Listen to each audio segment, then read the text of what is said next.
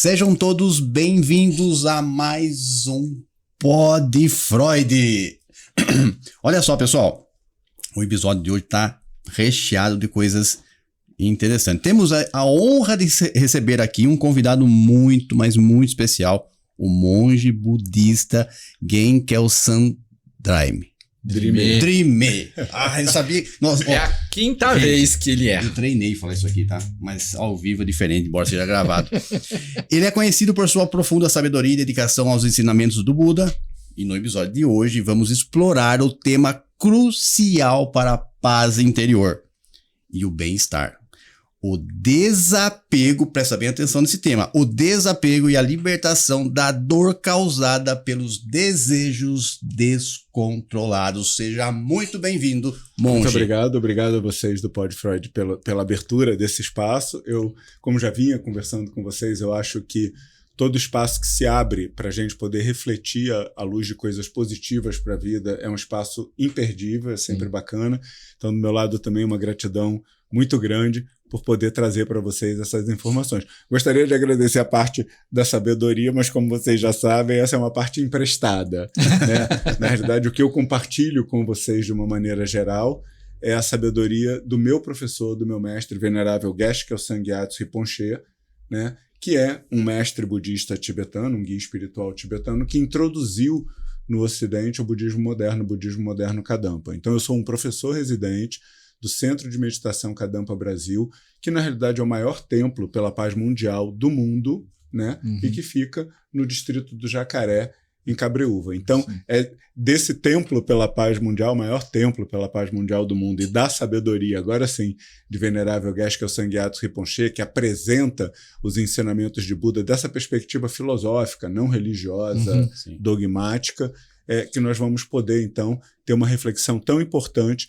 realmente sobre como é possível identificar o desapego, perceber a dor que surge dos nossos desejos cotidianos descontrolados e eliminar isso. E dentro disso eu queria saber, então, qual é a sua primeira pergunta sobre o assunto. Vamos lá. Antes da primeira pergunta, gente, presta um pouquinho para mim. Eu fiquei sabendo hoje isso aqui, ó. Esse centro budista que fica lá em Cabreúva é o maior do mundo. Templo maior do mundo, gente. Fica lá aqui no fundinho, dá pra você ver aqui. Serra do Japim. Ao lado da Serra do Japim. É um negócio maravilhoso. É maravilhoso. É lindo, lindo. Eu já estive lá e assim, é uma paisagem. A própria paisagem. E já que trouxemos o assunto, no final eu vou falar mais sobre isso, mas lembrando que ele está aberto à visitação todos os finais de semana. Então, todo sábado e domingo, no final desse encontro, eu vou dizer para vocês direitinho o que acontece. Ótimo. Mas quem quiser visitar, sábado e domingo, estamos de portas e corações abertas. Ótimo. Bom, vamos lá, monge. Vivemos em um mundo onde somos constantemente bombardeados por desejos, expectativas, que muitas vezes nos levam ao sofrimento e à insatisfação, né? Mas, perguntinha mas como podemos nos libertar dessas amarras e encontrar a verdadeira felicidade, monge? Então, essa é sempre uma pergunta muito importante que todos nós devemos nos fazer. Então, acho que uma coisa que a gente precisa considerar é que, assim, não é um monge que desenvolveu o desapego conversando para pessoas que são completamente apegadas. Não, na realidade, o apego é um desafio para todos nós, inclusive para nós monges. É lógico que tem diferença de intensidade, né? E lembrando, uma das coisas que eu não comentei na minha introdução, eu sou praticante do budismo Kadampa há quase 20 anos, uma pessoa ordenada há 16 anos, eu me ordenei em 2008, fui ordenado em 2008 pelo próprio venerável Geshe Gyatso Rinpoche, e sou professor residente há 14 anos, desde 2010. Então, uma coisa que eu vejo é que as pessoas, de uma maneira geral, têm os seus hábitos, bons hábitos, hábitos cotidianos e maus hábitos. E, infelizmente, para todos nós, e eu posso dizer isso por mim mesmo, porque passei, digamos assim, por alguns processos de detox, por favor, eu estou falando de desintoxicação mental, não física, né? De mudanças de perspectivas das coisas do dia a dia. Então, acho que a gente precisa entender exatamente por que nós somos pessoas que sofrem tanto ao conseguir alguma coisa e não querer perder, ou ao querer muito alguma coisa e sofrer por não conseguir. Tudo isso é o apego, mas a boa notícia é que sim, isso acontece, mas é só um mau hábito. Então, acho que, como nós estávamos falando, cada vez mais, talvez devido ao acesso à informação, nós somos, como você falou, bombardeados, educados, seja pela nossa família, seja pelos nossos amigos, seja pela nossa sociedade, a entender que a felicidade está nas conquistas. Então, a felicidade está num corpo escultural, a felicidade está num bom emprego, a felicidade está num relacionamento bacana, a felicidade está na grana. Então, nós somos educados a isso. Então, se você tem, você é feliz. Se você não tem, você não é feliz. E isso é o apego. Então, se a gente quer se desapegar, a gente tem que entender qual é o apego. O apego é justamente o estado mental que projeta a felicidade do lado de fora. Então, por exemplo, não tem nenhum problema você gostar de chocolate. Isso não é apego. Mas na hora que você pensa, chocolate é a minha maneira de ser feliz, comer chocolate é a minha maneira de ser feliz, aí você começou a fomentar o seu apego. Ou seja, se você tem chocolate, você está feliz. Se você não tem chocolate, você não está feliz. E pode parecer bobo, mas é exatamente isso com todas as áreas da nossa vida. Esse exemplo é muito simples, mas... É simples, mas assim, você pode identificar, você muda só o objeto. Sim. Apenas o objeto. O sentimento, a prática, ela se permanece a mesma. Mas sabe o que é engraçado, Monge? Você está falando que tem o apego no desejar alguma coisa. Mas quando a pessoa possui aquela coisa, aí também tem o apego... tem a dor do não perder, do não querer perder. Porque como você projetou naquilo a felicidade... Então, olha só, eu falei do chocolate, mas agora a gente pode passar pelos diversos campos que eu venho conversando com pessoas. Tudo isso não é fruto, digamos assim, somente da teoria maravilhosa de Venerável Geshe-la. É fruto dessa teoria vivenciada na prática. Então, por exemplo... eu tenho alguns casos que têm acontecido recentemente de pessoas que têm nos visitado, homens e mulheres, com dificuldade de se aposentar. E aí muitas pessoas que estão aí no mercado de trabalho falam assim, gente, o que eu mais queria era me aposentar. E a pessoa, essas pessoas que me procuraram tinham uma excelente situação financeira, mais de uma pessoa, saúde, o que elas não conseguiam é lidar com a sensação de inutilidade por parar de trabalhar.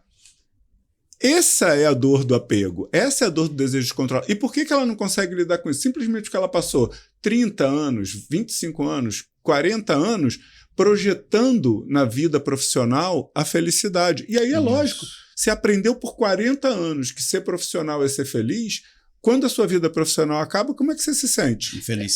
Inútil. Acaba tendo isso mesmo. Isso. Eu conheço realmente, conheço o caso de uma pessoa que acabou sendo... ela era funcionária pública e quando você completa 70 anos no cargo público, o que acontece? Você é destituído do seu cargo, até por uma saúde.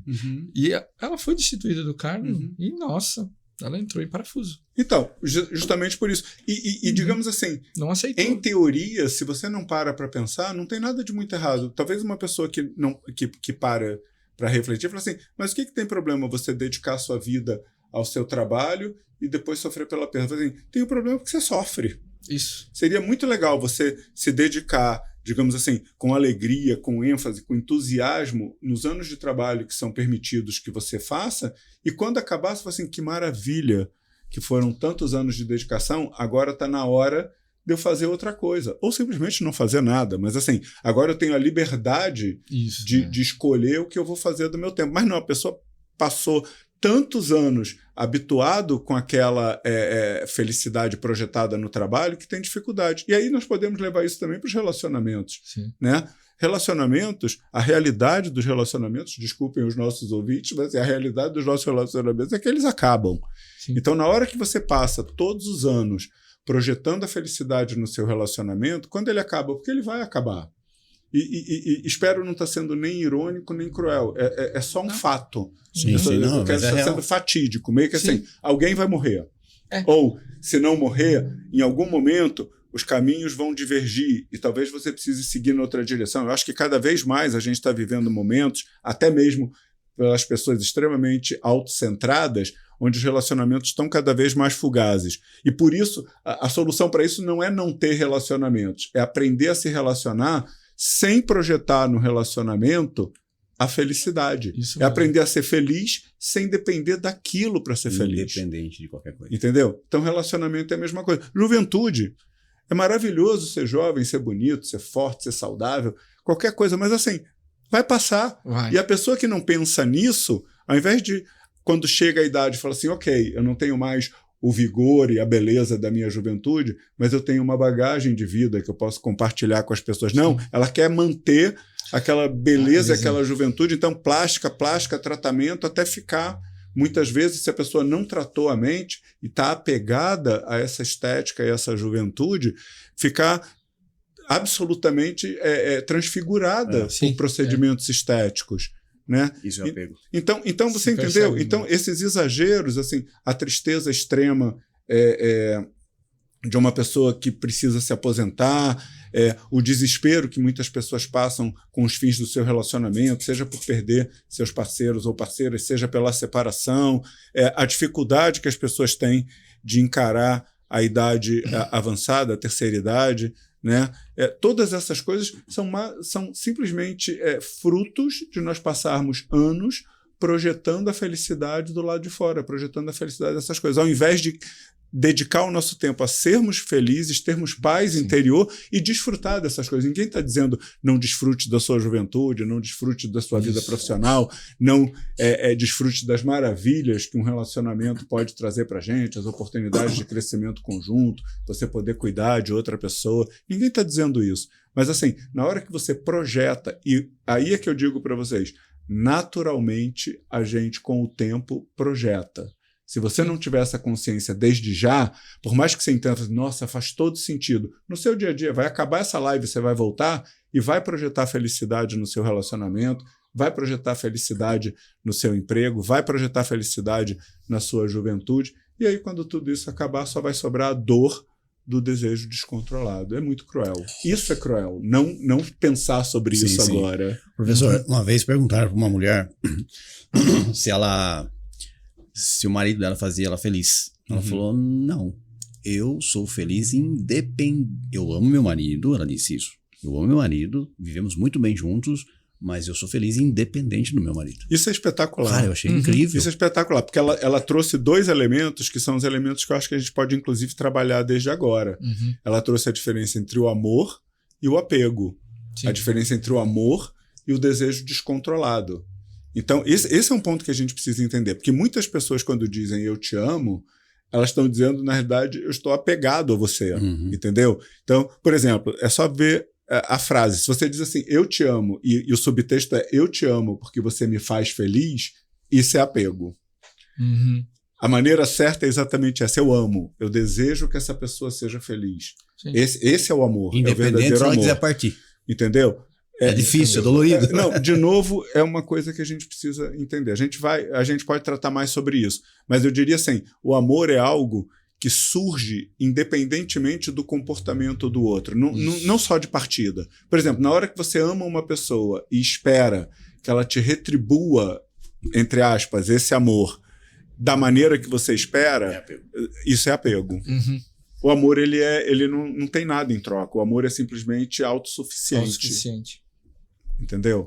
Então, o simples fato de você poder beneficiar as outras pessoas, fazê-las felizes, tudo isso já é a expressão do seu amor e isso já é suficiente para a sua felicidade.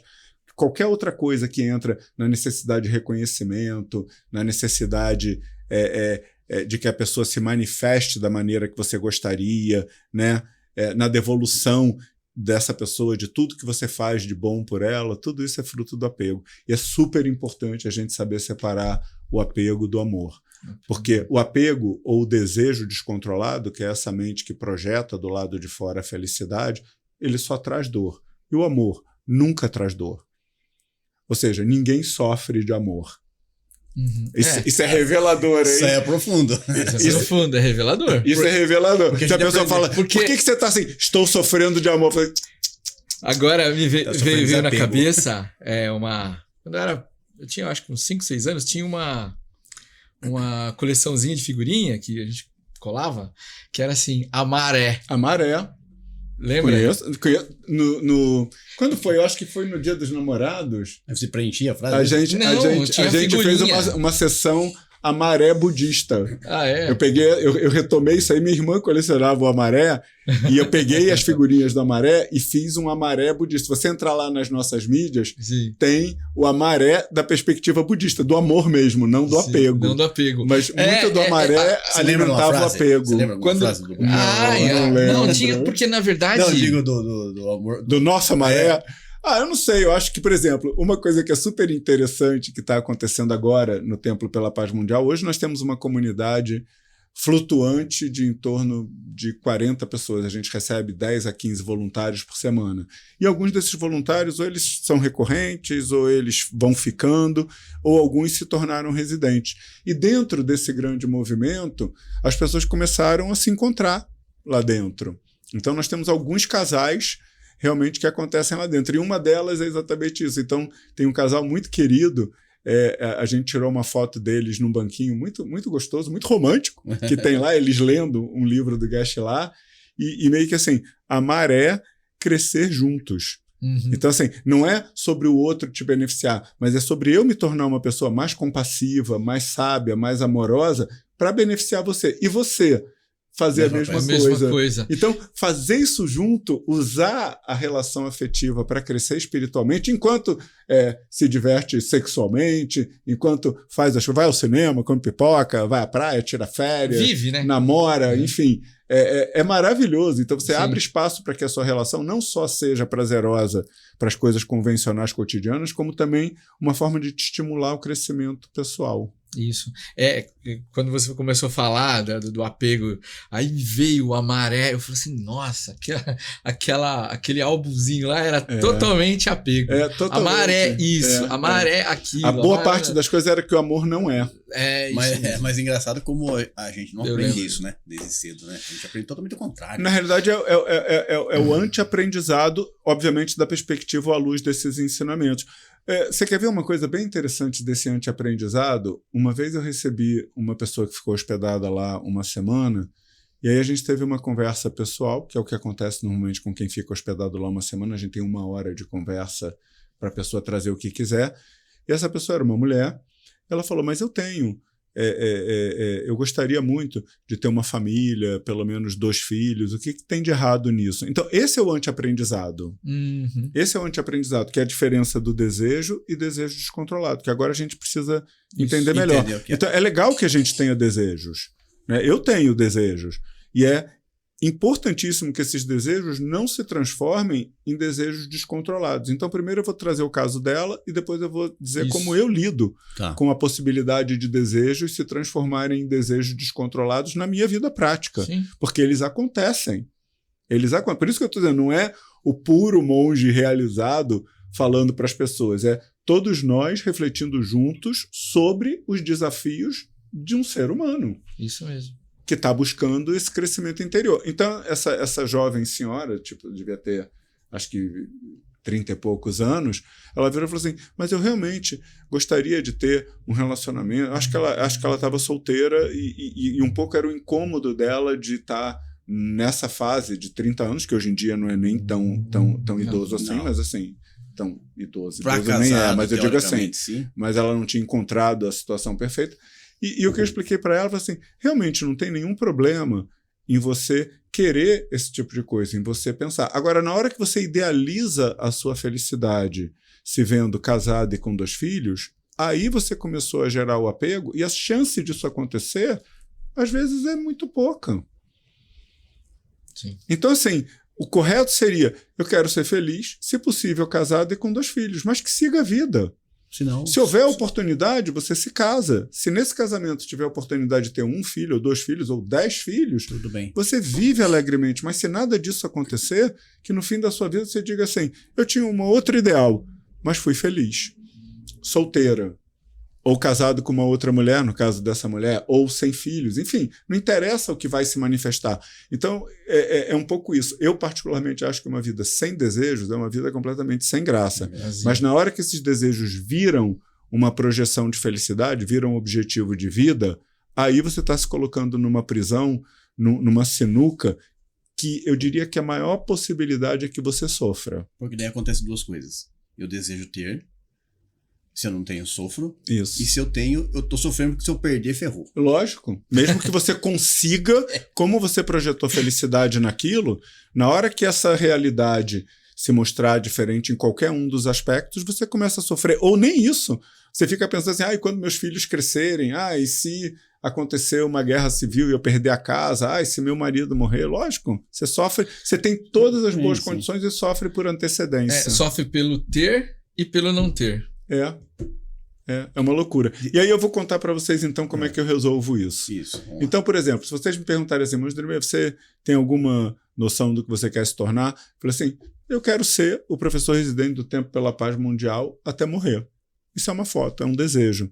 Agora, nada impede, por exemplo, que se eu for necessário, em qualquer outro lugar no Brasil ou no mundo, para ajudar, digamos assim, as pessoas a terem mais paz em outra região, o meu desejo muda. Vocês entenderam? Sim. Então, assim, existe um desejo, não é uma coisa assim, o que quer que acontecer, eu estou bem. Na realidade, o que quer que acontecer, eu estou bem, mas eu tenho uma foto, um desejo fotográfico hoje de me tornar, ou de ter a oportunidade de ser o professor residente do Centro de Meditação Kadampa Brasil, até que eu morra ou até que eu fique numa idade onde talvez eu não tenha mais condição de ser professor residente, mas eu possa entrar em retiro no próprio Centro de Meditação Kadampa Brasil. Sim. Até porque senão fica sem graça mesmo, né? Pronto. Mas assim, se mudar amanhã, mudou o desejo, acabou. Mas vamos embora. Não é algo muito obsessivo. Tá muito bem. É isso que... E isso, se você não praticar...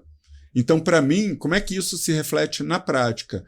Cada dia no Templo pela Paz Mundial, no Centro de Meditação Kadampa Brasil, para mim é o último dia. E é lindo. Inclusive, tem um comercial, eu nem sei se passou por aqui, muito tempo atrás, eu nem lembro, era meio que de uma picape. Então, o cara acorda e pega uma lista assim, hoje é meu último dia de vida. E aí ele faz um monte de coisa, tipo, que uma pessoa sem caminho espiritual faria, tipo, pula de paraquedas, anda na moto, toma banho pelado, sei lá o que o cara faz. Assim, 30 segundos de comercial, mas ele faz várias coisas radicais. E aí ele vai dormir e você pensa assim, né? Tadinho, agora vai morrer, acabou a existência dele. Aí ele acorda no dia seguinte, tem uma lista igual, sem preencher, do tipo assim, hoje é o último dia da minha vida. Então é bacana essa coisa de você viver intensamente como se fosse o último dia da sua vida. Agora é lógico que no nosso caso é uma vida intensa da perspectiva espiritual. Então cada dia é um dia a mais para a gente aprofundar a nossa compaixão e a nossa sabedoria, aprofundar a nossa capacidade dentro do tema que a gente está conversando de viver bem, sem desejos descontrolados, entendendo que quando acabar a gente vai estar bem porque a gente está sendo feliz a cada dia. Eu acho que essa é uma chave muito importante.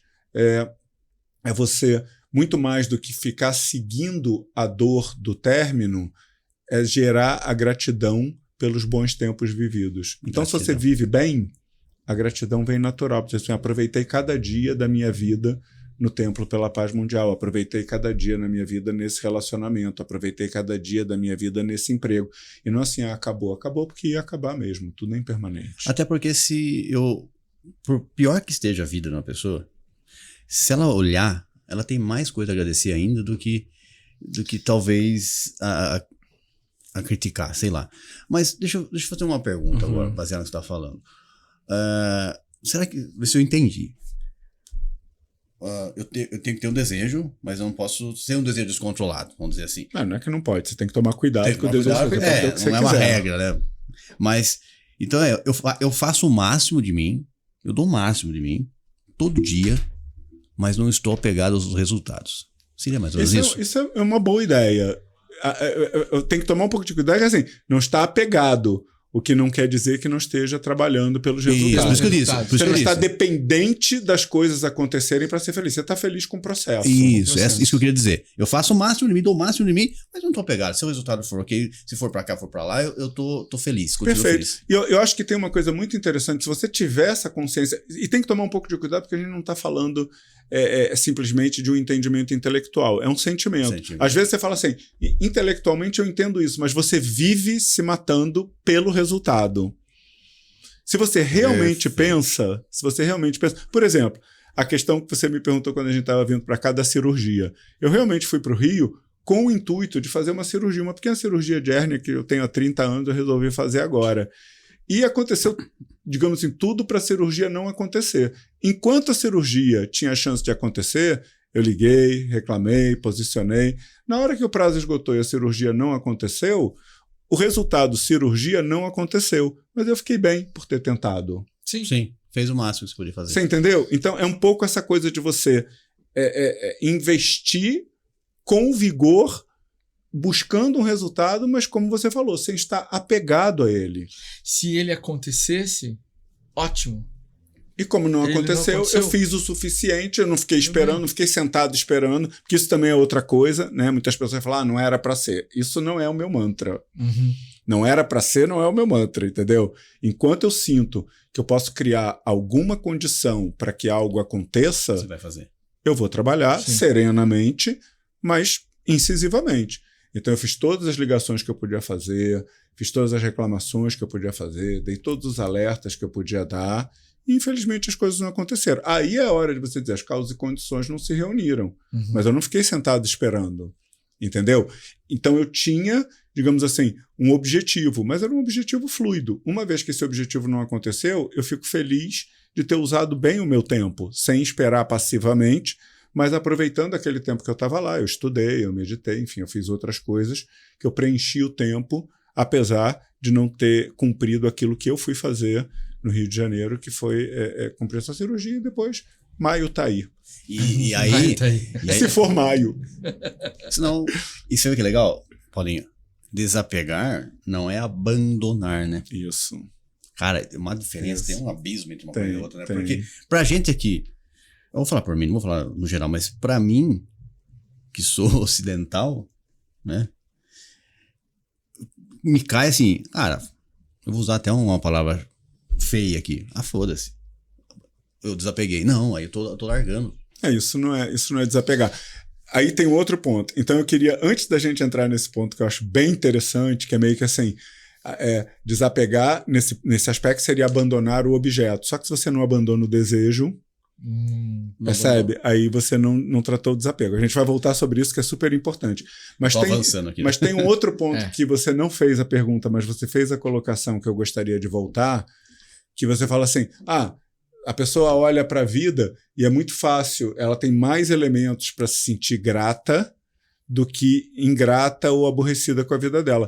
Isso não é exatamente uma verdade, porque aí a gente vai num outro ponto que, digamos assim, está ligado ao fato de você desenvolver uma aflição mental, ou a dor do desejo descontrolado, ou a mente positiva da gratidão e da alegria de ter vivido os bons momentos, depende do que você chama de atenção imprópria ou atenção apropriada. Porque, por exemplo, você pode ter a melhor vida do mundo, mas se a sua atenção está voltada para aquilo que falta, você vai se doer. Sim. Então, não é sobre o que acontece ou o que você tem, é no que você se pega, no que você se agarra. Porque tudo depende da mente. Então, por exemplo, é muito interessante porque a gente acaba, por exemplo, julgando as pessoas que aparentemente têm condições exteriores muito melhores que a nossa e que não são felizes, porque na realidade nós estamos olhando alguma coisa que a gente projeta felicidade, talvez projetando o nosso apego, mas isso não é relevante nesse momento. Mas a pessoa não é feliz porque ela não consegue perceber ou prestar atenção apropriada nas condições que ela tem. Ela se agarra, se aferra a uma ou outra condição que faz com que ela, por exemplo, se doa, mesmo tendo excelentes condições exteriores. Por exemplo, sei lá, eu acho que a gente está vendo Olimpíada, né? Então tem gente que só fica feliz se é medalha de ouro. Sim. Tem gente que fica feliz porque ganhou uma medalha de bronze, bem que assim, no pódio. Tem gente que fica feliz porque foi para as finais pela primeira vez. Sim. Então assim, não é sobre o que acontece, mas como você percebe o que acontece. E as pessoas projetam, né, o apego que ela tem em alguma coisa nas outras pessoas. Por exemplo, esse que você falou, a pessoa é muito rica, tem muito dinheiro, e aí ela fala, mas ela é infeliz. Como que pode ser infeliz? Por quê? Porque a pessoa do outro lado aqui projeta a felicidade em dinheiro. Mas é aí que tá, é o que o monge disse, que a pessoa que tá observando, ela tem o apego dela em algo. E a projeção? E a outra pessoa não. Outra pessoa tem uma outra perspectiva. Isso. Mas você usou uma palavra que é muito interessante no meio de toda essa conversa aqui agora. Julgar, né? A gente julga demais, né? Total, a gente julga o tempo todo. O tempo inteiro. E Como o isso que é é pior, prejudicial pra gente, né? Eu vou dizer, nós, no budismo moderno Kadampa, nós temos uma máxima, meio que assim, você não deve realmente julgar os outros, né? Você deve apreciá-los, compreendê-los e tentar ajudá-los. Agora, você deve se julgar. Não se julgar no sentido de se punir, Sim. mas de ter um bom autoconhecimento. Por exemplo, saber discernir quais são os estados mentais virtuosos, como amor, compaixão, sabedoria, paciência, e quais são os estados mentais prejudiciais, que nós chamamos de aflições mentais ou delusões, como raiva, orgulho, inveja, apego. Então, esse auto-julgamento, que cuidado, a gente tem que tomar cuidado com a palavra julgamento, porque normalmente quando a gente julga o outro é com o dedinho em riste para fazer juízo de valor bom ou ruim. Então, nesse caso do auto-julgamento, significa do autoconhecimento.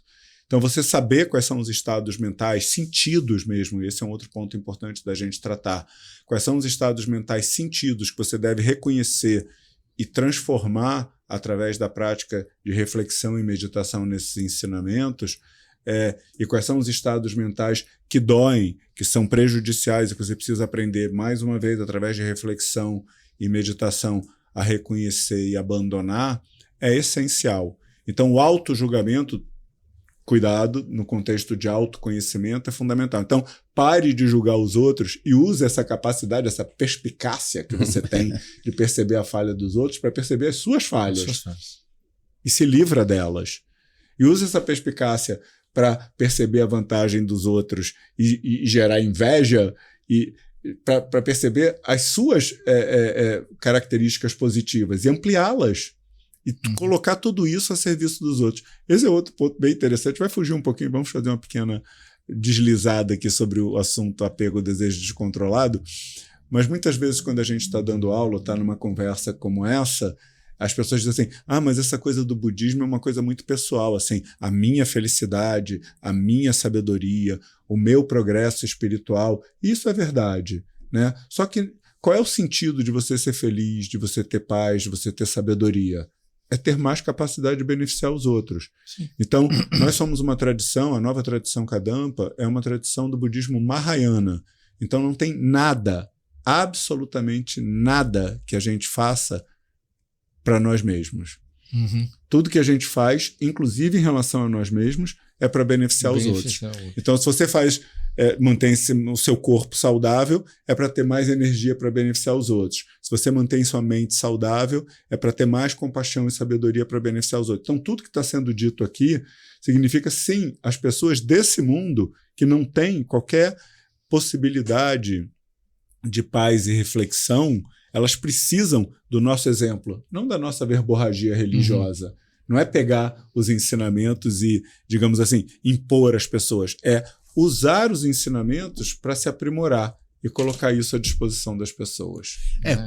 Se você se torna uma pessoa melhor, você vai ajudar mais pessoas. Tem mais capacidade de ajudar mais pessoas. Quando você se cuida, se você é uma pessoa não menos desapegada, você, de uma certa maneira, você está ajudando mais o mundo. Então, aí tem um pouco de saber como a gente vai colocar esse comportamento do desapego, né? Porque de uma certa só fazer uma forma, pausa. Quando o professor fala, então, ele já vai me contrariar. Já vai me contrariar. Não, porque assim, por exemplo, às vezes... Mas me contraria, por favor. Eu lembro de um caso, de um casal que está junto até hoje e que foi muito lindo, e que o cara... ele tinha essa coisa de um amor mais desapegado, não desleixado. Sim. Mas ele não era aquela coisa de mandar flores, de falar eu te amo, e não sei mais o quê. Mas ele era uma pessoa atenta, estava sempre junto com ela. Eu via os dois interagindo, o filhinho deles era lindo, uma relação realmente carinhosa. Ele só tinha uma questão, ele realmente não tinha o hábito de falar eu te amo. E um dia essa menina veio me procurar, os dois eram meus alunos lá no Rio de Janeiro, e ela veio me procurar e falou assim, olha, eu acho que meu marido não me ama mais. Eu falei, gente, se você quiser me falar alguma coisa, se está acontecendo alguma coisa em relação a vocês, para eu poder te dar um exemplo, mas assim, do que eu vejo de vocês dois, isso para mim não faz nenhum sentido. Assim, ele é uma pessoa amorosa, carinhosa, cuidadosa. Mudou alguma coisa e eu não estou sabendo? Fala, não, ele continua da mesma maneira, ele só não me diz eu te amo. Aí eu falei, bom, se eu estivesse conversando com ele, talvez eu dissesse, talvez você precise se preocupar de ver qual é a maneira que ela gosta que seu amor seja expresso. A maneira que ela entende, né? Então, se essa conversa fosse com ele, teria uma outra direção. Entendeu? Mas como era com ela, eu falei assim, por favor, nós temos que entender que as pessoas só dão o que têm. Entendeu? Então, assim, é lógico, eu ficaria preocupado se ele estivesse se comportando de maneira fria com você, se estivesse ausente, né? Mas, assim, o comportamento de vocês é o comportamento de duas pessoas que se amam. Um cuida do outro, vocês estão sempre juntos por prazer, não por obrigação, constituíram uma família linda. Exatamente onde é que está o problema. E aí, quando ela se deu conta que, na realidade, o que ela estava querendo cobrar era uma expressão do que ela chamava do amor dele, do jeito que ela compreendesse, ela relaxou. Isso melhorou bastante, de novo, a qualidade da relação, da perspectiva dela. Ele, para variar, nunca veio falar comigo, porque para ele já estava expressando o amor dele. Mas se ele tivesse vindo, aí para ele seria dito. Fique esperto para ver da maneira como ela entende o seu amor também. Não porque ela me falou isso, sim, entendi. Mas porque eu acho que é sempre o que do nosso lado nós podemos fazer para beneficiar o outro. E aí que vem o sofrimento, né? Porque a minha subjetividade disse que tinha que escutar de você a palavra eu te amo. Mas não significa que você não me ama. Não é a sua subjetividade, é o seu entendimento. Como você entende que é o amor para você. E eu vou dizer uma coisa, eu sou uma pessoa, assim, acho que aí talvez pelo meu próprio estilo de vida, pelo fato de ter me ordenado e ter colocado a minha vida à disposição das pessoas, não que isso tenha algo especial, mas assim, é realmente uma motivação direcionada ao outro. Então eu posso dizer assim que eu amo todo mundo, eu amo você, amo ele, amo minha mãe, amo as pessoas que frequentam o CMK Brasil, trabalho incessantemente. Eu e toda a comunidade do Tempo pela Paz Mundial trabalhamos incessantemente para as pessoas que nos visitam terem momentos de paz e reflexão. Agora, eu tenho uma dificuldade de dizer eu te amo da maneira como é dito hoje. Então, a minha família, por exemplo, essa nova geração, a geração dos sobrinhos, por exemplo, tem essa coisa de dizer eu te amo como quem diz me dá uma coca. E assim, sinceramente, eu não vejo amor em boa parte dos eu te amos que são ditos. É quase como um tchau diferente, entendeu? E eu preciso realmente explicar para as pessoas que eu também seja muito próximo desse cara, eu não sou esse cara, eu não estava contando a minha história, não. Mas eu tenho muita dificuldade de dizer eu te amo, entendeu? No sentido de eu sinto esse amor, possivelmente é um amor mais puro e mais intenso, mas eu realmente eu acho que dizer eu te amo é uma coisa, não é a minha cultura.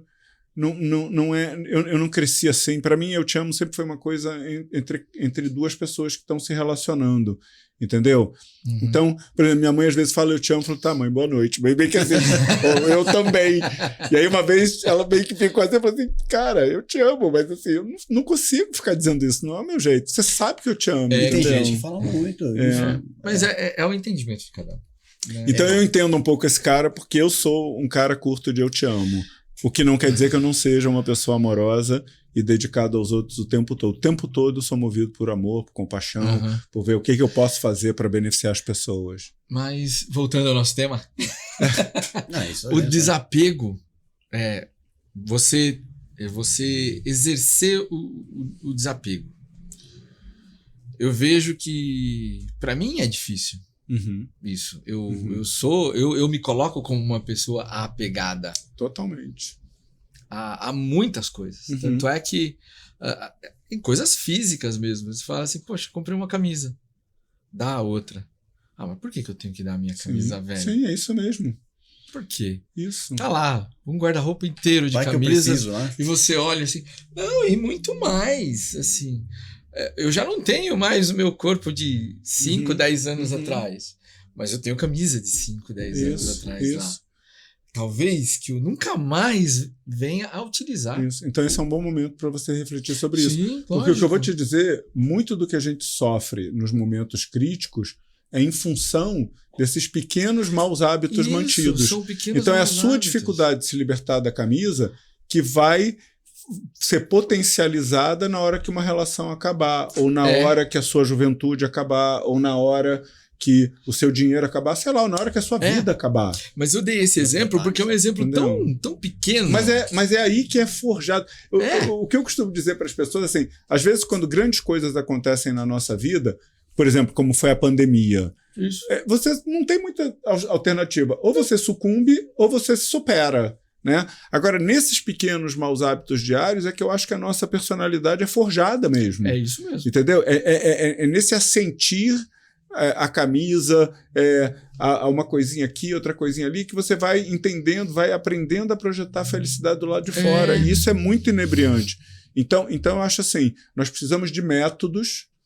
Eu acho que talvez a gente possa usar esse tempo agora para falar assim, quais são os métodos práticos, então, para reconhecer isso e ir reduzindo. Isso entendeu? Mesmo. E aí tem um ponto super importante e que possivelmente a gente não vai conseguir cobrir nesse momento, que é a importância não só da compreensão intelectual, que é a importância da meditação mesmo, para trazer essa compreensão intelectual para um nível de sentimento mesmo, porque o que muda a nossa vida não é o que a gente compreende, é o que a gente sente.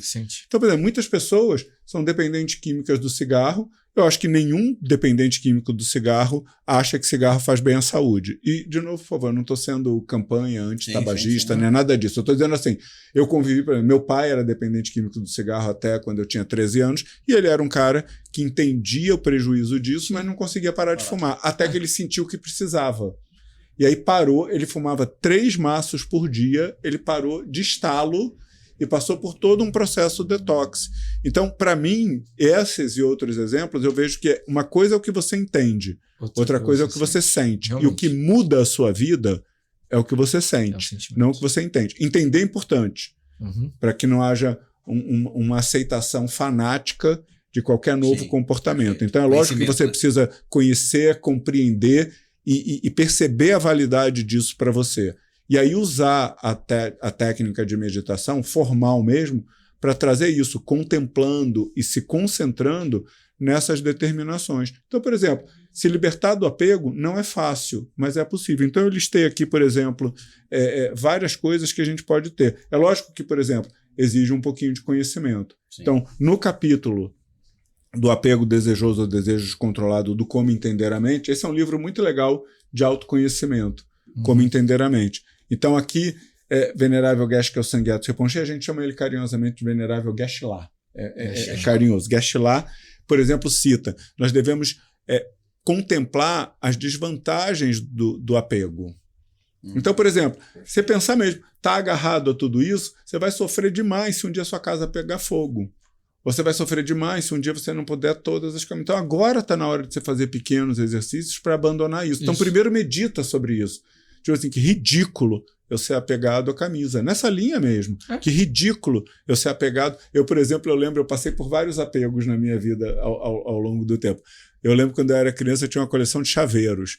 Me conta se tem algo mais inútil do que coleção de chaveiros.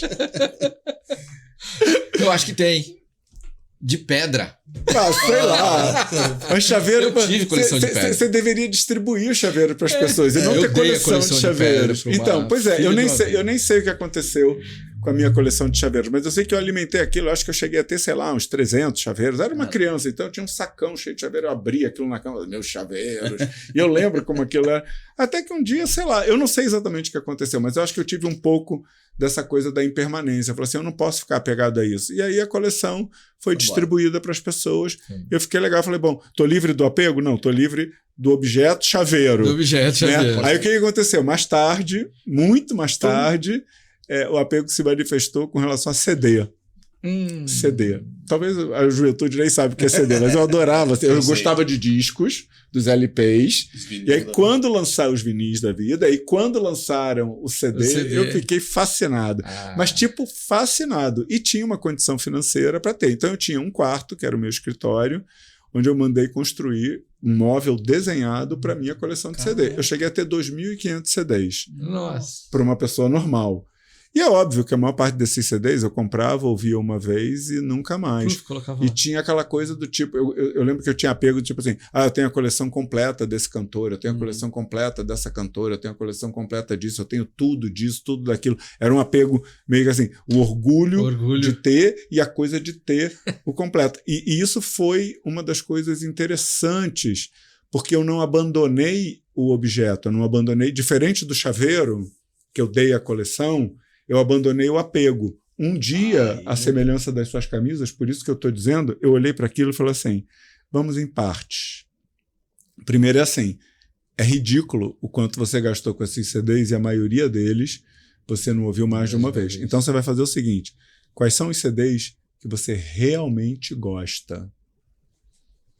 Aí eu peguei, e esses 2.500 caíram para uns 300, talvez. E aí eu peguei esses 2.200 que sobraram, botei em cima de uma mesa, liguei para os amigos e falei assim, vem e pega o que você quiser. Entendeu? E eu senti realmente, não que eu estava me livrando dos CDs, mas da dependência do reconhecimento de ter uma coleção incrível. Aí eu já era budista, aí eu já estava trabalhando nas desvantagens do apego e na atenção imprópria. Na verdade, eu estava trabalhando duas coisas. Eu estava projetando nos CDs e na coleção incrível que eu tinha a felicidade, isso eu parei, e vendo que enquanto eu estivesse fazendo isso, se o dia que eu não tivesse mais CD nenhum, eu não tivesse música, eu não seria feliz. Então eu estava trabalhando as duas coisas, impedindo a atenção imprópria, que é a segunda coisa, e trabalhando realmente o desapego, não o objeto, mas simplesmente não depender de coisas externas para ser feliz. E aí eu fiquei com esses 300 CDs até me ordenar, então isso aconteceu mais ou menos ali essa primeira grande limpeza entre 2005 e 2006. Quando eu me ordenei em 2008, eu fui morar no centro, aí realmente não tinha mais nada. E aí eu já estava treinado. Não doeu os meus 300 melhores CDs, não doeram nada. Assim, legal, estou indo para uma condição mais bacana. O primeiro passo, né? O primeiro passo seria você perceber o problema que o desapego te causa. São as maneiras, você perceber as falhas e desvantagens e meditar sobre isso e aplicar na sua vida. Chegar e falar assim, ridículo projetar a felicidade na camisa, entendeu? Eu vou ver o que eu tenho e beneficiar as pessoas com o que eu tenho. O segundo seria parar de pensar, ai, que beleza, que armário lindo que eu tenho, que closet fantástico, que coleção de CDs que eu tenho, que emprego que eu tenho. Simplesmente assim, que legal, que cada dia eu possa desfrutar disso e quando acabar, e aquilo que foi excesso já sai. E uma outra coisa que é uma forma da gente se libertar do apego, mas isso é para coisas muito específicas, que é meditar em repulsa mesmo.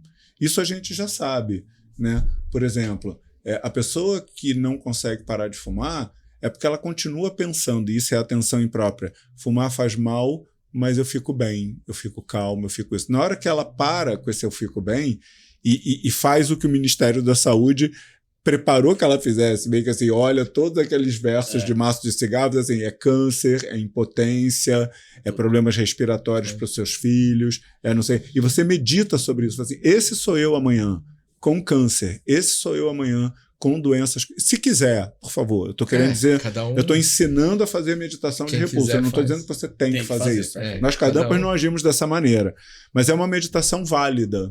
Por exemplo, eu não faria isso com sexo, entendeu? Porque sexo é uma coisa legal para quem se determinou a fazer. Aí é outra história, é uma opção de você fazer ou não fazer. Mas eu não faria uma meditação de repulsa como os monges antigamente faziam, de como o sexo é algo inadequado para uma pessoa ordenada. Tá bom? Eu, no meu caso, com essa idade, essa parte já está bem resolvida há muito tempo. Então essa eu não precisei fazer, mas a meditação de repouso é muito legal.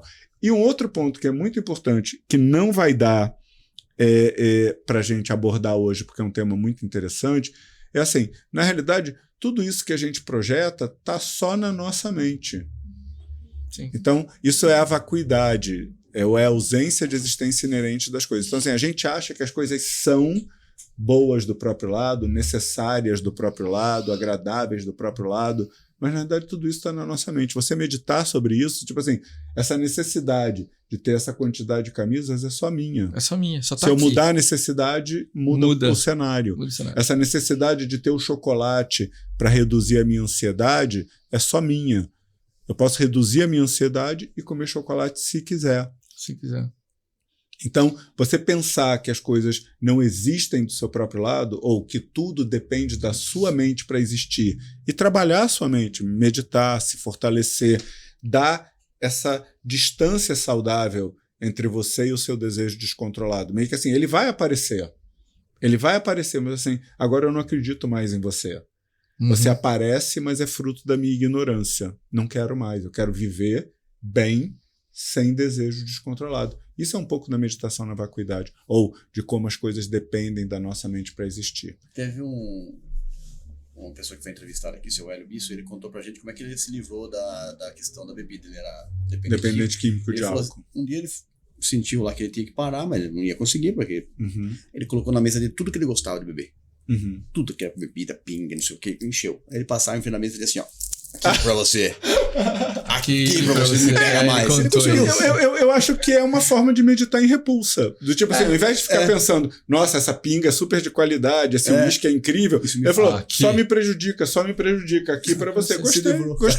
Mas é o que a gente acabou de prática, falar. Né? Sem repulsa. Na prática. Porque esse é um ponto importante. Eu acho que muitas das pessoas que não conseguem se libertar, é lógico que quando a gente fala de dependência química, tem um outro fator físico, né, em termos hormonais e de coisas que estão envolvidas, que a gente precisa considerar também. Sim. Mas do ponto de vista emocional, ou do ponto de vista mental, o que a gente precisa entender é que a gente acha que se afastando do objeto, a gente vai se libertar do apego. Não. Afastar do objeto reduz, porque você não tem a tentação. Você não vê. Mas apenas. Você não trabalha o apego. Eu gosto muito mais dessa coisa das bebidas lá em cima da mesa e a meditação na repulsa diante do seu objeto. Eu gosto disso. Vem bem aquilo que você disse, que estar na tua mente é uma coisa, estar no teu sentimento é outra. É que para nós, aqui é o cérebro, aqui é a mente. Aqui é o cérebro e a mente.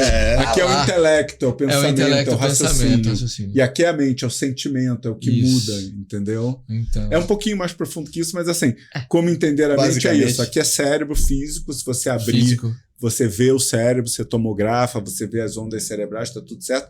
E aqui é onde a gente sente, assim, quando a gente está triste, tem um peso, tem uma dor, ou tem uma ansiedade, a gente sente. Então aqui é a mente, aqui é o cérebro. Professor, sabe que eu tive muita dificuldade quando eu li algumas coisas de Buda, budismo, que falava de mente e cérebro. Eu falei, caramba, não estou entendendo, a mente não é aqui? E depois que alguém me explicou isso, agora clareou. Na realidade, eu posso complicar isso um pouco mais. Na realidade, assim, o que vocês vão aprender se vocês fizerem uma leitura atenta do Como Entender a Mente, é que onde tem percepção, tem mente.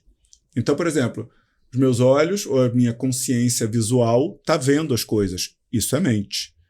Os meus ouvidos ou a minha consciência auditiva está ouvindo as coisas. Então, isso é uma mente. Os meus pensamentos intelectuais, eles estão percebendo imagens intelectuais ou mentais. Isso é mente. Agora, quando a gente se refere à mente, a gente está se referindo realmente àquilo que muda, que é forte, que é interior, que é o que a gente chama de coração espiritual. Não é no órgão coração, mas é algo imaterial, não fotografável, né, que se manifesta intensamente na altura do coração. É isso que a gente chama de mente. Agora, onde tem percepção, tem mente. Então, o corpo todo tem mente. A mente, a consciência tátil. E quando tem mente, tem distorção. Muitas vezes tem distorção. Com ignorância, tem distorção. Por isso que o conhecimento é importante, né? Mas eu não sei quem que falou isso, mas não importa. Mas eu achei muito legal. Você precisa do conhecimento para chegar até um lugar. Depois você tem que desprender do conhecimento, porque daí a mente... Eu acho que é um pouco a dinâmica da meditação. Então você se vale de novas perspectivas, porque se você continua buscando as perspectivas que validam a sua ignorância ou validam o seu estilo de vida, você nunca vai a outro lugar, que senão um lugar que você já esteja. Vocês percebem que eu nunca faço juízo de valor. Eu acho que as pessoas sempre têm liberdade de seguir o seu estilo de vida. Muito legal isso. Mas se eu quero ir para um outro lugar, eu preciso de uma outra perspectiva. Se eu continuo fazendo as mesmas coisas, eu vou obter os mesmos resultados. Então, se você quer novos resultados, você precisa buscar intelectualmente aquilo que te atende como fonte de raciocínio e conhecimento para que você obtenha uma nova maneira de ser. E entender isso, não aceitar dogmaticamente, compreender, perceber, ver o quanto isso faz sentido, é aplicável. E depois, através da meditação formal, trazer esse conhecimento, esse entendimento, que é seu agora, não é mais o do livro, é algo que você já trouxe e já compreendeu, mas com um nível de sentimento. Mas não é aí que termina. Uma vez que eu trouxe isso para o nível de sentimento, eu preciso aprender a colocar esse sentimento em prática no meu dia a dia. Então, a nossa prática de meditação, ela tem a contemplação, tem a concentração no sentido de desenvolver uma força interior profunda, e tem o que nós chamamos de prática subsequente, ou prática no intervalo entre as meditações, que é parte do nosso treino. Sim. Que entendi as desvantagens do apego, gerei uma determinação, vou aprender a viver sem apego, vou aprender a reconhecer, reduzir e, por fim, me libertar da dor do meu desejo descontrolado. E uma vez que você sente isso no dia a dia, de acordo com o momento de cada um, a dinâmica de cada um, você se analisa. Estou sendo apegado ou não estou sendo apegado? Isso está sendo bom ou isso está sendo bom? E aí você vai indo. É uma autoeducação que você decide onde você quer chegar e onde você quer ir. E esses ensinamentos, professor, ele vem da base tudo de Buda. Então, os ensinamentos são ensinamentos budistas, 2.600 anos de eficiência comprovada, mas uma coisa muito importante para nós da nova tradição Kadampa é que, mantida a pureza dos ensinamentos de Buda, esses 84 mil ensinamentos que Buda deu, Venerável Geshe Kelsang Gyatso Rinpoche desenvolveu, principalmente a partir de 2010 para cá, essa apresentação muito contemporânea e prática. Então, por exemplo, muitas pessoas me perguntam, mas o budismo é uma religião, uma filosofia? Nós somos uma religião, eu sou um religioso, sou um monge budista. Né? Só que o que nós compartilhamos com vocês, eu diria grandemente, por exemplo, toda essa conversa foi sobre como a filosofia budista e as práticas do tipo a meditação podem nos ajudar, se quisermos, a entender o desapego e abandonar a dor do desejo descontrolado. Você pode fazer isso independentemente de ser uma pessoa que se diz religiosa. Você pode ser ateu e praticar a filosofia budista e a meditação. Você pode ser católico, umbandista, espírita, judeu e praticar a filosofia budista associada à meditação. Ou você pode se sentir um praticante budista Kadampa, mas essa é a sua liberdade e é dinâmico. E sabe o que eu acho legal aqui, falando para você que nosso Pod Freud, chama Pod Freud, é uma pergunta, porque pode tudo. E não pode nada. Mas todos os entrevistados que a gente traz aqui é sempre com essa linha, que faz muito sentido para nós dois aqui. Sim. Faz se você quiser. Isso. Se você sentir no coração que você deve seguir isso ou não, não tem problema nenhum. Isso eu acho muito legal. E outra coisa, nós já estamos chegando aqui, ó, faltando quase, vamos ver aqui, 10 minutos pra gente chegar em 1 hora, podemos até prolongar, porque o papo tá legal. Mas acho que para as pessoas não ficarem apegadas a esse assunto, a gente termina em 1 hora. Quem sabe 1 outra hora a gente conversa. Sim, mas só para concluir aqui, para não tirar muito tempo do professor. Eu percebo que muita coisa, Paulinho que é psicanalista, ele pode até me ajudar aqui, que muito ensinamento, muita coisa saiu do budismo. Por quê? Veja só, quando eu fazia psicanálise, quando eu fazia terapia, professor, o meu terapeuta falava assim, cara, perceba as suas emoções. Perceba o momento de raiva. Sei lá, as emoções ruins. Não deixa ela embora. Não esconda. Fale assim, ó, eu tô com raiva. Mas quais são... E ele fala, olha que ele me falava. Quais são as consequências? Depois você pensa assim, quais são as consequências de você ter raiva? Isso. Que é a repulsa. Lindo. Isso. Então tá na psicologia, é isso, cara. Falhas, sim. Então acho que muita coisa deve ter saído do budismo. Então, eu não sei se sem saber. Eu não sei se eu seria tão enfático no sentido de saiu do budismo, mas assim, está em consonância com a filosofia e as práticas budistas. Eu diria mais sobre isso. Saber de onde veio, exatamente, é irrelevante perante o valor dessa sabedoria. Lógico. Né? E, bom, nós falamos dos 3 pontos já? Já cobrimos tudo. Cara, mas agora podemos falar de onde você pode treinar sobre isso aqui na região. Vamos lá, então. Então agora é o momento jabá. Né? Então, eu vou apresentar para vocês nesses últimos momentos o Templo pela Paz Mundial, o Centro de Meditação Kadampa Brasil. Como vocês já entenderam, vocês podem encontrar lá momentos de paz e reflexão. Então, como eu falei no início dessa nossa conversa, nós funcionamos nos finais de semana da seguinte maneira. Sábado e domingo de manhã tem aulas com meditação. Então, alguma coisa, do ponto de vista de apresentação, um pouco mais estruturada do que essa conversa, mas nessa linha, reflexões positivas para nos ajudar a perceber assuntos cotidianos de uma outra perspectiva. E você topa se quiser ou não, mas você vai ouvir essa perspectiva. Então, essas aulas de sábado e domingo de manhã começam com uma breve meditação eu apresento o assunto e a gente faz uma segunda meditação. Elas duram 1h15. E depois disso, então, a gente tem um convívio onde a gente pode tirar dúvidas. É bem agradável. Isso é todo sábado e domingo, de 10 às 11h15 da manhã, e depois o convívio. E no sábado, e essa atividade, chamando aulas com meditação, pressupõe uma contribuição, porque a gente precisa dessa contribuição para manter o local. Todos nós somos voluntários, mas vocês podem imaginar que um templo que cabe 1.800 pessoas não é um local exatamente fácil de ser mantido. É só o maior do mundo. Então, essas aulas de sábado e domingo de manhã têm uma contribuição. Você pode se inscrever antes, pode almoçar com a gente, né? Ou pode fazer inscrição na hora, sempre tem vaga.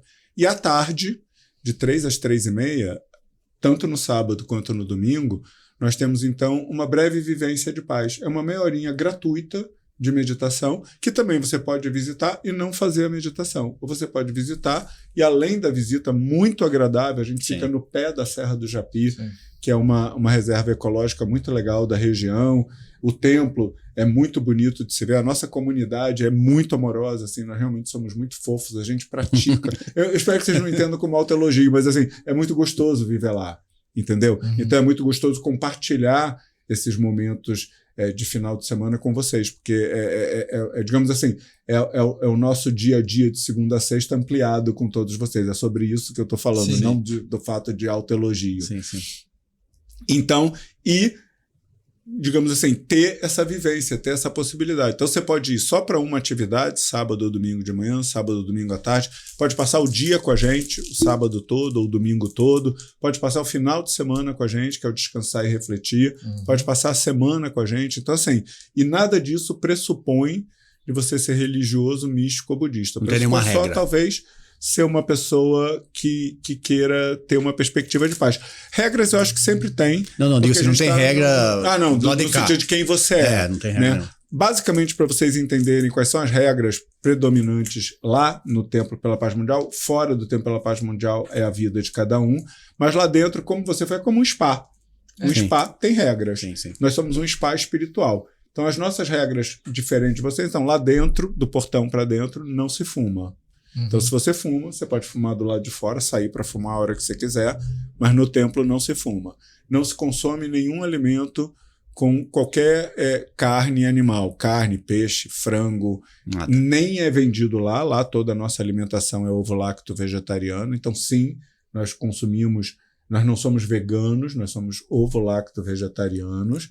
Então, mas nem você vai encontrar alimentos contendo carne lá, nem deve consumir lá. Se você levar, de novo, sai e come o que você quiser, tá bom? E nós não matamos. Então, lá dentro, a gente pede o carinho de deixar os insetos em paz. Não tem muitos insetos, mas eu digo assim, se aparecer uma formiguinha, não sei o que, a gente deixa ela quietinha, porque todo ser vivo merece ter a sua vida em paz. Perfeito. Não faz sentido você ser o templo pela paz mundial e prejudicar outro ser vivo. Para nós isso é incoerente. É isso mesmo. E olha, eu já fui lá, hein? É sensacional. É bonito. O lugar, assim, você chega lá já é uma paz. É uma paz, assim, interior. Você sabe que isso é uma coisa que eu escuto e eu acho super divertido. O pessoal fala, eu sinto a paz só de passar no portão. Nem devia se chamar portão, devia se chamar portal. Eu já vi isso mais de uma vez. Faz sentido, né? Só que eu vou dizer para vocês, eu não sou um monge místico religioso. Então eu sei exatamente o que acontece. Na realidade, o que acontece, o que você sente, é que você tem uma expectativa de que vai encontrar algo bacana. E você está chegando num lugar que vai te propiciar isso. Então, para mim, é muito uma sensação, por exemplo, quando você chega num grande museu.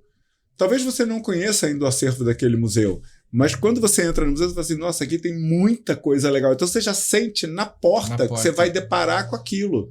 Então, não é um portal, é simplesmente uma soma do seu desejo de desenvolver algo, que você está chegando num lugar que tem a tecnologia, a informação, o acolhimento. Eu digo que nós somos uma universidade da paz. Você vai lá, aprende e sai com essa tecnologia, se quiser, de forma prática para ter paz na sua vida. Então, você começa a sentir paz assim que passa no portão. Mas não é um portal. Mas não é um portal. Eu gostei dessa ideia de portal. Olha, baseado em toda essa conversa que nós tivemos aqui, professor, eu falo, baseado na minha percepção, na minha vivência, toda a minha vivência, no meu momento que estou vivendo agora, Me veio uma frase na mente aqui agora que Morpheus falou no filme de Matrix. Ele falou o seguinte: conhecer o caminho não é o mesmo que percorrer o caminho. Isso faz muito sentido pra mim, porque assim, conhecimento você vai se tornar um erudito, sei lá, uma pessoa. Sim. Mas se você não percorrer o caminho da meditação, do desapego. E de novo, eu acho que a gente pode pensar isso de forma prática, meio que assim, você pode estudar uma determinada língua a vida toda, mas se você não falar, se você não praticar, você nunca vai ser uma pessoa capaz de falar aquela língua. E mais ainda, né? Assim. Se você pode ser um praticante dessa língua aí, sensacional. Parou também de treinar, perde em algum nível. Isso também é com a meditação. Então o caminho espiritual é assim, o treino da mente, você decide que caminho você vai trilhar, mas uma vez que decidiu, tem que praticar, tem que ler, tem que estudar, tem que meditar, entendendo que essa leitura, essa meditação, esse estudo, essa colocação desses ensinamentos em prática é o que você escolheu como base para um estilo de vida mais saudável. Por exemplo, para reconhecer e desenvolver o desapego e parar de se doer pelo seu desejo descontrolado. A gente fala mimimi, né? Parar com os mimimi. Professor, se alguém tiver interesse nesse livro que você falou que... Então, lá no Templo pela Paz Mundial, a gente tem uma lojinha, então vocês podem adquirir a versão em papel lá, ou existe um site chamado tarpa, tarpa.org. Tá no site do Kadampa? tarpa.com. Eu coloco aqui na descrição. Depois eu posso passar. Eu acho que é tarpa.com. E aí você vê lá português, você pode comprar tanto os e-books quanto a versão em papel, eles entregam na sua casa. Mas vai lá, vai visitar a gente. Mas esse livro aí é um livro que você indicaria para começar eu acho assim, para começar, tem outros livros mais legais. Venerável Geshe-la deu gratuitamente para as pessoas o livro Budismo Moderno e o livro Como Transformar Sua Vida nas versões eletrônicas. Então você pode pesquisar Budismo Moderno, Como Transformar Sua Vida. E no site da Tarpa, inclusive, tem uma coisa que não tem que se cadastrar nem nada. Você entra, faz o download e já pega os 2 e-books gratuitamente. Eu acho que são 2 leituras boas para começar. Tá? Esse aqui é um pouquinho mais elaborado, mas era o livro que tinha mais informação sobre o tema de hoje. E é um livro que vai nos ajudar a entender todos os nossos estados mentais virtuosos e os estados mentais prejudiciais, como a raiva. Mostra para eles aqui, só para eles terem como entender a mente.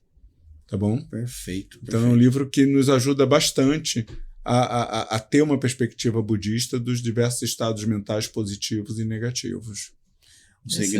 O segredo, nem sei se era o segredo, mas a ideia é perceber onde você está mais apegado, né? Sim. Tem que perceber, a gente não percebe, a gente não para pra... A gente acha que é tudo menos a gente, né? Agora, assim, uma vez que você usou esse autoconhecimento, então você usa as técnicas para se transformar no que você quer se transformar. Porque também você ter o autoconhecimento e dizer, eu sou assim, eu sou uma pessoa apegada, aí você está só valorizando. Então eu entendo que eu sou apegado e quero viver bem me libertando do apego. Então eu aplico a tecnologia que eu quiser. É o entendimento e a prática. Isso. Ou seja, percorrer o caminho, não só conhecer. Mas percorrer o caminho. Gente, olha, foi assim, eu queria conversar mais 1 hora, tá? Bom. Mas a gente pode marcar outra vez. Fazer que nem eu faço quando a minha mãe diz eu te amo. Tá. Mas assim, foi um bate-papo muito descontraído, muito legal. Muito. Informações importantes e colocadas de forma... Parabéns, professor, porque foi colocado assim de forma muito didática. Hoje, eu entendi. Né? Hoje foi uma aula. Essa é a parte do meu professor, Geshe-la. Esse é o budismo moderno. É isso que ele pede para nós professores e é assim que ele apresenta os ensinamentos de Buda. Muitas vezes, quando as pessoas vão lá, eu digo, não é uma aula de budismo, mas como os ensinamentos de Buda, a filosofia budista associada à meditação, podem nos ajudar a ser pessoas melhores. Isso é o meu DNA de professor, assim, ensinar como ele, Venerável Geshe-la, pede que a gente ensine de forma prática e didática. E, mais importante de tudo, faz se você sentiu no coração que deve meditar, que deve seguir isso. Muito obrigado, professor, por essa aula maravilhosa. Eu aprendi muito aqui. Eu fiquei aqui contemplando. Eu já li muita coisa sobre desapego, mas falo pra você que Eu acho que eu desconsideraria tudo e aprendi mais que em 1 hora do que eu já li. Nossa. Dá uma olhada nesse capítulo que tá tudo aqui. Eu só dei uma sumarizada de informações Mas a incríveis. didática é muito importante, né? A forma de colocar muito importante. Professor, novamente, muito obrigado pela sua... Eu falei com ele, ele rapidamente respondeu por e-mail, a gente conversou e já se colocou à disposição de participar, mesmo no nosso podcast que ainda é pequenininho. Mas estamos aí para crescer e para trazer mensagem para você totalmente gratuita que de alguma forma possa tocar você, que você possa se sentir melhor. Essa é a ideia do PodFreud. E lembra, gente, segue a gente aí, ó. Compartilha esse vídeo com seus amigos, porque isso ajuda o canal. Primeiro, ajuda a gente a levar essa mensagem para mais pessoas, porque o YouTube, se você não compartilhar, ele não vai mandar para todo mundo, ele vai mandar para poucas pessoas. Então ajuda, compartilha com um amigo. Eu não vou compartilhar que é chato. Chato é não compartilhar. Compartilha. Curte, segue a gente aí. Também na descrição aqui do vídeo vai estar o meu canal, o site. O Monge, o professor aqui, ele coloca, acho que é semanal, né, professor? Você tem uns vídeos. Tem o semanal. Hoje em dia a gente está numa série chamada Budismo para Todos, onde a gente tem 1 minutinho de reflexão. Vou colocar também o link aqui para você seguir. E, gente, muito, muito obrigado. Muito obrigado. Por você estar aqui ouvindo a gente aqui. Obrigado, até professor. A próxima. Obrigado a vocês. Toda oportunidade é preciosa e essa foi mais uma. Ok. Tamo junto. Obrigado, queridão. Obrigado, professor. Sensacional, obrigado pelo livro. Eu vou adquirir esse livro também.